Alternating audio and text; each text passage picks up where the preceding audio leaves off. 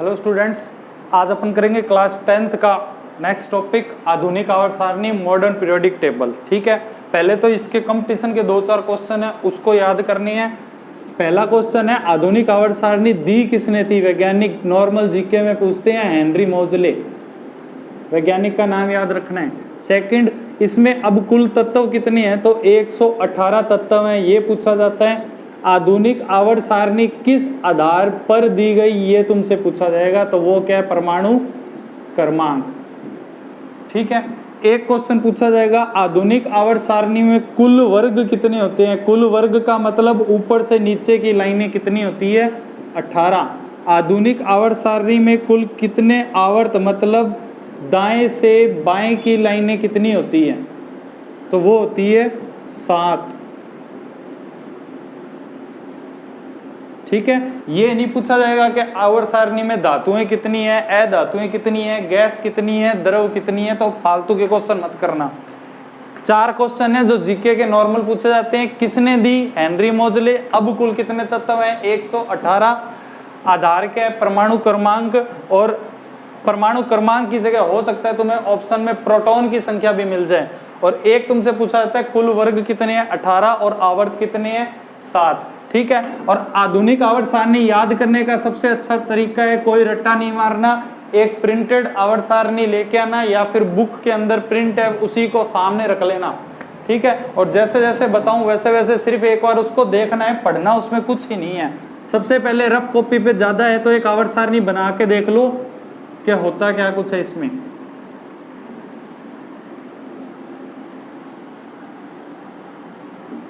ठीक है, अब इसके अंदर आपको कुल 7 आवर्त बनाने हैं। 7 आवर्त का मतलब है ये सी लाइनें, एक ये होगी,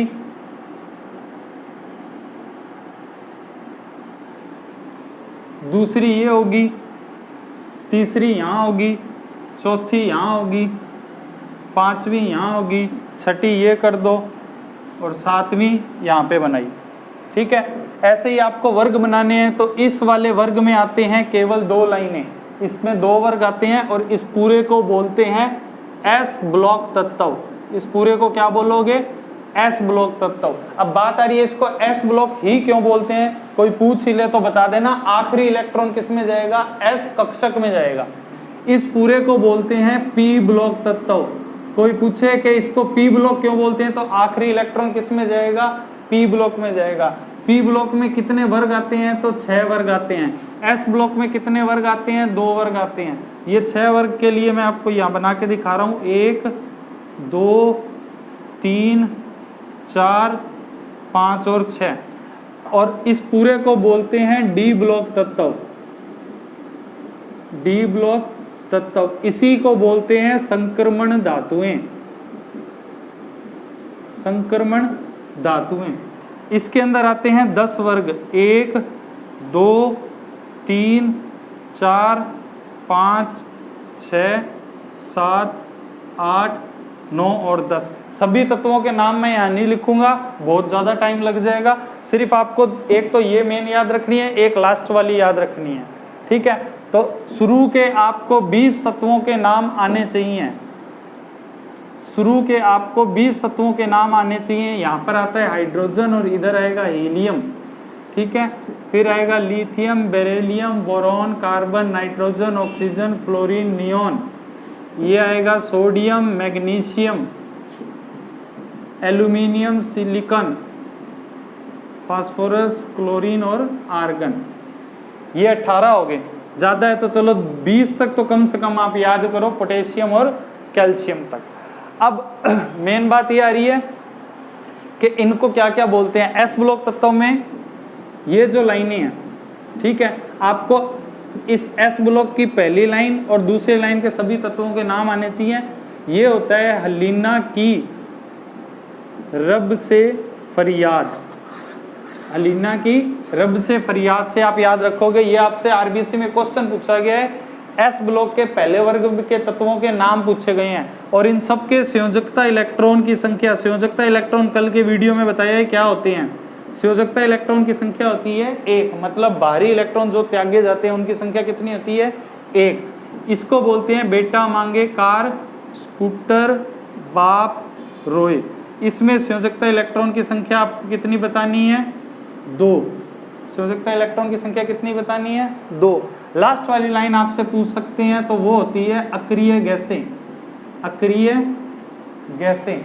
अब अक्रिय गैसों में helium, neon, argon, krypton, xenon, radon, ठीक है, यहां तक के होते हैं।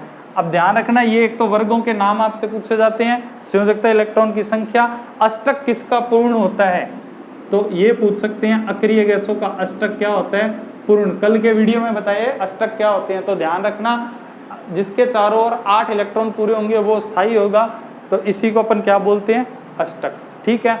कुल आवर्त आपसे पूछेंगे 7 होते हैं, वर्ग आपसे पूछेंगे 18 होते हैं। इतनी चीज आप बता दो कि डी ब्लॉक तत्व होते हैं। अब जब आप प्रिंटेड आवर्त सारणी लोगे, ठीक है, तो उसके नीचे आपको 2 लाइनें और मिलेंगी। यहाँ पर ये जो 2 लाइनें मिलेंगी, ध्यान रखना, पूरी नहीं बना रहा, वैसे एक रफ सी बना के बता रहा हूँ। यहाँ पर होंगे 14 तत्व और इधर भी होंगे 14 तत्व। इस पूरे को बोलते हैं एफ ब्लॉक तत्व। इस पूरे को क्या बोलते हैं, एफ ब्लॉक तत्व। तो देखना एस ब्लॉक कौन से हैं, डी ब्लॉक को संक्रमण धातुएं बोलते हैं। तो आपसे क्वेश्चन पूछा हुआ है संक्रमण धातुएं किसे बोलते हैं, डी ब्लॉक को। इसको क्या बोलते हैं, इसको बोलते हैं अंतः संक्रमण धातुएं। अंतः संक्रमण धातुएं, तो क्वेश्चन आरबीएस में पूछे हुए क्वेश्चन ही बोलता जा रहा हूं। अंतः संक्रमण धातुएं किसको बोलते हैं, एफ ब्लॉक तत्व को। संक्रमण धातुएं किसको बोलते हैं, डी ब्लॉक तत्व को। हो जाएगा ये चीज। एस ब्लॉक के बारे में ये थोड़ा सा देखना है, पी ब्लॉक के बारे में देखना है। अब आपको करना कुछ ही नहीं है, प्रिंटेड आवर्त सारणी लेना, जैसे जैसे मैंने बताया है वीडियो देखते जाना, और प्रिंटेड आवर्त सारणी में ये चीजें एक बार देख लेना। आवर्त सारणी पीरियोडिक टेबल आपको याद हो सकती है, ठीक है। हाँ, ट्रिकों के तरीके से याद कर सकते हो, बट 10th तक आप इतना याद कर लो तो आपके सभी क्वेश्चन होंगे, ठीक है। संयोजकता इलेक्ट्रॉन की संख्या आपको बतानी है, वो यहाँ से बताओगे, और अक्रिय गैसों की संयोजकता इलेक्ट्रॉन की संख्या आपको बतानी है, वो आप यहाँ से बताओगे।